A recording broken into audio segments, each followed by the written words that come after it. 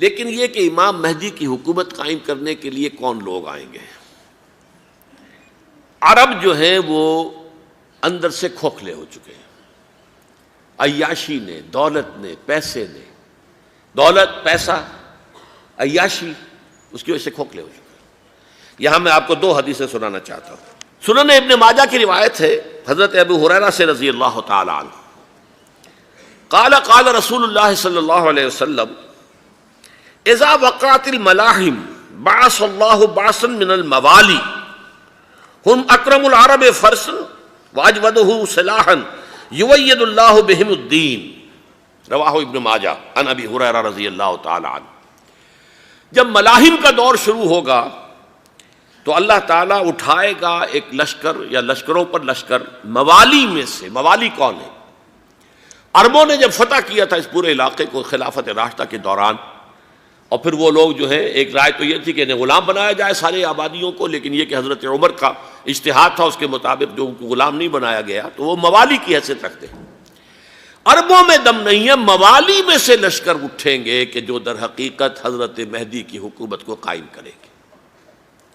دوسری حدیث سنیے، عن عبداللہ ابن الحارث رضی اللہ تعالی عنہ، اور یہ ابن ماجہ کی روایت ہے، قال قال رسول اللہ صلی اللہ علیہ وسلم یخرج الناس من المشرق فیوطئون للمہدی یعنی سلطانہ، لشکر نکلیں گے، لوگ آئیں گے مشرق سے، اور وہ حضرت مہدی کی حکومت کو جمائیں گے اور قائم کریں گے۔ اب ذرا نوٹ کیجئے کہ جزیرہ نما عرب کے مشرق میں کون سے ملک ہیں؟ تین: ایران، افغانستان، پاکستان۔ یہ تین سالڈ مسلم ممالک، مسلم آبادی اکثریت۔ ویسے تو یہ کہ آگے ہندوستان میں 20 کروڑ مسلمان ہیں، لیکن وہ 20 کروڑ جو ہے وہ تو 80 کروڑ کے اندر تحلیل ہو جاتے ہیں غیر مسلموں میں، لیکن یہاں جو معاملہ ہے یہ غالب اکثریت کے۔ ان میں سے ایران کا معاملہ جہاں تک ہے، نمبر 1 یہ کہ وہ شیعہ عقائد کے حصار میں بند ہے، اس سے ادھر ادھر ہونا اس کے لیے ممکن نہیں۔ حدیث میں یہ بھی آتا کہ اصفہان سے 70,000 یہودی دجال کا ساتھ دیں گے۔ لیکن بہرحال خراسان ایک صوبہ ہے افغانستان کا اس وقت بھی، شمال مشرقی کونے میں، مجھے امید ہے وہاں سے خیر کی، کیونکہ خراسان کا لفظ وہاں پہ شامل ہے، اور حضور کی حدیث میں بعد میں آپ کو سناؤں گا کہ خراسان سے فوجیں چلیں گی جو یروشلم کو دوبارہ حاصل کریں گی، فتح کریں گی۔ جیسے پہلے یروشلم کھویا عربوں نے تھا، دوبارہ حاصل کیا تھا کرد نے، کرد خون صلاح الدین ایوبی رحمۃ اللہ علیہ، ایسے اب پھر عربوں نے کھویا ہے، لیکن لینے والے خراسان سے لشکر آئیں گے۔ یخرج من خراسان رایات سود لا یردھا شیء حتی تنصب بإیلیا، خراسان کے علاقے سے کالے علم لے کر لشکر چلیں گے جن کے رخ کو کوئی موڑ نہیں سکے گا جب تک کہ وہ جا کر یروشلم میں نصب نہ ہو جائے۔ اس کے بعد نام آتا ہے پاکستان کا۔ یہ ہے میری اور آپ کی داستان، اور یہ ہے سبب جس کی وجہ سے کہ میں آپ سے یہ گفتگو کر رہا ہوں۔ اصل میں تو کس لیے؟ محض ایک علمی استفادہ، محض اپنی بات آراء کو ظاہر کرنے کا شوق نہیں، بلکہ یہ کہ اپنی ذمہ داری ہم پہچانیں کہ ہم کس مقام پر کھڑے ہیں۔ دیکھیے، اس پاکستان کے بارے میں یا ہندوستان کے بارے میں علامہ اقبال نے کہا تھا اپنے ترانہ ملی میں، میر عرب کو آئی ٹھنڈی ہوا جہاں سے، میرا وطن وہی ہے، میرا وطن وہی ہے۔ اور مجھے بتایا گیا کہ سنن ابی داؤد میں یہ روایت موجود ہے کہ حضور نے فرمایا کہ ہندوستان کی طرف سے مجھے ٹھنڈی ہوا آتی، اگرچہ مجھے وہ حدیث ابھی نہیں ملی ہے، لیکن حزب التحریر کا ایک کارڈ مجھے ملا تھا، تو اس میں اس حدیث کا اور اس میں ابو داؤد کا روایت کا حوالہ موجود تھا۔ لیکن میں جو چیز آپ کو بتا چکا ہوں وہ یہ کہ الف ثانی کا پورا تجدیدی کارنامہ اس ہندوستان کی سرزمین میں ہوا۔ مجدد الف ثانی شیخ احمد سرندی، شاہ ولی اللہ دہلوی، سید احمد بریلوی، وہ تو ہمارے پاکستان میں آ کر جو ہے ان کا خون جذب ہوا ارض پاکستان میں۔ پھر شیخ الہند مولانا محمود حسن۔ تحریک خلافت چلی تو صرف ہندوستان میں چلی اور کہیں نہیں چلی۔ آزادی کی تحریک چلی پوری دنیا میں، وہ نیشنلزم کی بنیاد پر چلی، ملے نیشنلزم، عرب نیشنلزم، ترک نیشنلزم۔ ہمارے ہاں چلی تو اسلام کے نام پر، پاکستان کا مطلب کیا؟ لا الہ الا اللہ۔ پھر پاکستان قائم ہوا معجزے کے طور پر، بلکہ نازل ہوا ہے لیلۃ القدر میں، انا انزلناہ فی لیلۃ القدر، جیسے قرآن نازل ہوا لیلۃ القدر میں، یہ پاکستان بھی نازل ہوا لیلۃ القدر میں۔ اس کا برقرار رہنا ابھی تک معجزہ ہے۔ ہندو یہ سمجھتا تھا، کانگریس سمجھتی تھی کہ جھٹپٹ ختم ہو جائے گا۔ پھر یہ کہ اس کا قرارداد مقاصد کا پاس ہو جانا، مزید بھی اور اضافی دفعات دستور میں آ جانا، اب کمرشل انٹرسٹ کو ربا قرار دے کر حرام قرار دینا، یہ سارے لینڈ مارکس ہیں کہ جو اشارہ کر رہے ہیں کسی چیز کی طرف، معاملہ کدھر جا رہا ہے۔ پھر یہ کہ یہ جو 14ویں صدی کے مجدد تھے شیخ الہند، اس کے بعد سے کچھ ایسی شخصیتیں عظیم پیدا ہوئی ہیں ہند میں، جن کو میں سمجھتا ہوں کہ 14ویں صدی کے مجدد اور 15ویں صدی کے مجدد کے درمیان یہ 15ویں صدی کے مجدد کی راہ کو سیدھا کرنے والے، جیسے کہ حضرت یحییٰ نے کہا تھا میں تو آنے والے کا راستہ سیدھا کر رہا ہوں حضرت عیسیٰ کے لیے، ایسے ہی 15ویں صدی کے لیے امام مہدی کے لیے راستہ صاف کرنے والے سب سے پہلے علامہ اقبال، جنہوں نے اسلام کا تصور دین کی حیثیت سے دوبارہ زندہ کیا ہے، ورنہ اسلام ایک مذہب کی شکل اختیار کر چکا تھا۔ پھر مولانا مودودی، مولانا ابوالکلام آزاد حکومت الہیہ کے نعرے کے ساتھ میدان میں آئے۔ یہ اقبال نے جو تصور پیش کیا تھا اس پر عملی جد و جہد کے لیے حزب اللہ قائم ہوئی۔ نوٹ کر لیجئے 11 برس کا فرق ہے عمر کا علامہ اقبال کے اور ابوالکلام کے، اور 1913 میں جب حزب اللہ قائم کی ہے اس وقت علامہ اقبال کی ملی شاعری اپنے عروج کو پہنچ چکی تھی۔ پھر یہ کہ علامہ اقبال کے بعد تعمیل جو ہے اس کام کی وہ ابوالکلام نے کی، لیکن روایتی علماء کی شدید مخالفت کی وجہ سے وہ بددل ہو کر چھوڑ گئے، کانگریس میں شامل ہو گئے، بساط جو ہے حزب اللہ کی انہوں نے لپیٹ دی۔ پھر مولانا مودودی آئے، انہوں نے وہ ڈور جو ہے اس کا سرا تھاما، جماعت اسلامی قائم کی حکومت الہیہ ہی کے قیام کے لیے۔ اگرچہ میرے نزدیک یہ کہ وہ انتخابی اور ایک قومی سیاست کی ایک جماعت بن کر پاکستان میں جو ہے دلدل میں پھنس گئی ہے، اب ہم اس کی کوشش کر رہے ہیں، تنظیم اسلامی اور یہ تحریک خلافت جس کے تحت یہ جلسہ ہو رہا ہے، یہ ساری چیزیں وہ ہیں کہ آپ کو سوائے پاکستان کے اور کہیں نہیں ملیں گی پوری دنیا میں۔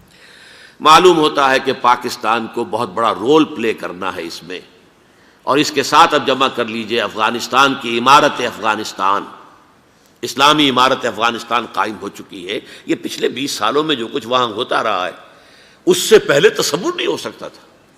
علامہ اقبال کے فرزند بھی دیکھ کر آئے ہیں، تو اگرچہ وہ خود میں سمجھتا ہوں کہ خاصے انہیں آپ لبرل کہیں، آزاد خیال کہیں، لیکن اس درجے متاثر ہو کر آئے تھے کہ انہوں نے یہ کہا افغانستان میں جو میں نے حالات دیکھے ہیں کہ اگر 2-4 اور مسلمان ملکوں کے اندر یہ نظام قائم ہو جائے تو پوری دنیا مسلمان ہو جائے گی۔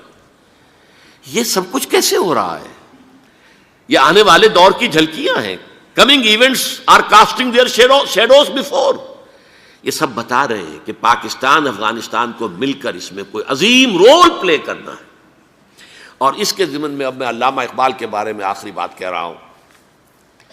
علامہ اقبال کے بارے میں عام یہ خیال ہے، انہوں نے اپنے خطبات میں مہدی کا اور نزول مسیح کا، حالانکہ میں کل پڑھ رہا تھا مولانا سعید احمد اکبر آبادی رحمۃ اللہ علیہ کا ایک مقالہ ان کا کہ علامہ اقبال نے ابن خلدون کے بارے میں یہ کہا ہے کہ مہدی کا اور نزول عیسیٰ کا دونوں کا انہوں نے انکار کیا ہے، حالانکہ ابن خلدون نے نزول عیسیٰ کا انکار نہیں کیا، صرف مہدی کا انکار کیا ہے۔ بہرحال علامہ اقبال نے خطبات میں انکار کیا ہے، لیکن یہ کہ اپنی شاعری کے اندر میں چیلنج کرتا ہوں کسی بڑے سے بڑے اقبال شناس کو، ان کا یہ شعر ذرا سنیے: خضر وقت از خلوت دشت حجاز آید بروں، کارواں زی وادی دور و دراز آید بروں۔ خضر وقت، امام وقت، رہنمائے وقت، قائد وقت، خلوت دشت حجاز، حجاز کی صحرا کی کسی خلوت گزینی سے نکل کر باہر آئیں گے۔ میں حیران ہوتا ہوں علامہ کے اس فکر پر اور اس مصرے پر۔ یہاں انہوں نے شیعہ اور سنی دونوں کے کانسیپٹ جمع کر دیے۔ شیعہ کا کانسیپٹ یہ چھپے ہوئے کسی غار میں وہاں سے برآمد ہوں گے، اور ہمارا کانسیپٹ میں ام سلمہ رضی اللہ تعالیٰ عنہ کی حدیث سنا چکا، چھپے ہوئے ہوں گے وہ وہاں پر، مدینے سے نکل کر آ کر مکے میں چھپ جائیں گے۔ اس خانہ جنگی کی حالت میں لوگ ان کی طرف دیکھ رہے ہوں گے، سوچتے ہوں گے انہیں میدان میں آنا چاہیے، کوئی پارٹ پلے کرنا چاہیے، امت کی رہنمائی کرنی چاہیے، لیکن وہ چھپیں گے، وہ کارے ہوں گے، وہ اس ذمہ داری کو قبول نہیں کرنا چاہیں گے، جا کے چھپ جائیں گے مکے میں، وہاں سے مکے والے انہیں نکالیں گے، اور وہ کارے ہوں گے، انہیں بالکل یہ پسند نہیں ہوگا کہ یہ ذمہ داری اٹھائیں۔ تو خضر وقت از خلوت دشت حجاز آیت بروں، کارواں زی وادی دور و دراز آیت بروں۔ کارواں جو چلے گا ان کی مدد کے لیے اس وادی دور و دراز، اس زی عظیم وادی دور و دراز، یہ وادی سندھ ہے۔ وادی سندھ جو ہے ہم سمجھتے ہیں کہ صرف یہ پاکستان اور پنجاب جو ہے یہ اس میں شامل ہے، سندھ اور پنجاب نہیں، افغانستان کا پورا مشرقی علاقہ اس میں شامل ہے۔ جیسے دریائے جہلم سندھ میں جا رہا ہے، جیسے دریائے گلگت سندھ میں آ کر ملتا ہے، جیسے دریائے چناب اور راوی اور جہلم اور یہ سب جا رہے ہیں اور آ رہے ہیں، اسی طرح دریائے کابل کہاں سے آ رہا ہے، دریائے گومل کہاں سے آ رہا ہے، ٹوچی کہاں سے آ رہا ہے، یہ سارا جو ہے ڈرین جو ہو رہا ہے ایسٹرن جو ہے پارٹ آف افغانستان، یہ سب وادی ہے۔ اس وادی کے یہ دو حصے ہیں، ایک حصہ جو ہے یہ ادھر پاکستان میں ہے اور اسی وادی کا دوسرا حصہ جو ہے وہ افغانستان میں ہے۔ کارواں زی وادی دور و دراز آیت بروں، کارواں چلے گا یہاں سے، یخرج ناس من المشرق یؤتون للمہدی یعنی سلطان ہی، مشرق سے فوجیں چلیں گی کہ جو مہدی کی حکومت قائم کریں گی، اور یخرج من خراسان رایات و سود، اور خراسان سے سیاہ پرچم چلیں گے کہ جن کا رخ کوئی موڑ نہیں سکے گا، حتیٰ تنصب بیلیا، یہاں تک کہ وہ جا کر یروشلم کے اندر نصب ہو جائیں گے۔ حضرات، میں ایک میری گفتگو کا حصہ باقی تھا لیکن میں اسے چھوڑ رہا ہوں، اس لیے کہ گلوبلائزیشن جو اس کی ہوگی، جو خلافت علی منہاج النبوہ کی تجرید کامل حضرت مہدی کے ہاتھوں عرب میں ہوگی، اس سے پہلے اس کے لیے محنت، کوشش، جد و جہد پاکستان اور افغانستان میں ہو چکی ہوگی جو اسے سپورٹ کرے گی اور وہاں جا کر حکومت قائم کرے گی۔ اس کے بعد گلوبلائزیشن کا جو مرحلہ اس کا ہے وہ حضرت مہدی کے ہاتھوں نہیں ہے، وہ حضرت عیسیٰ ابن مریم ان کے نزول کے بعد ہے، جن کے نزول کے بعد دجال کا خاتمہ ہوگا اور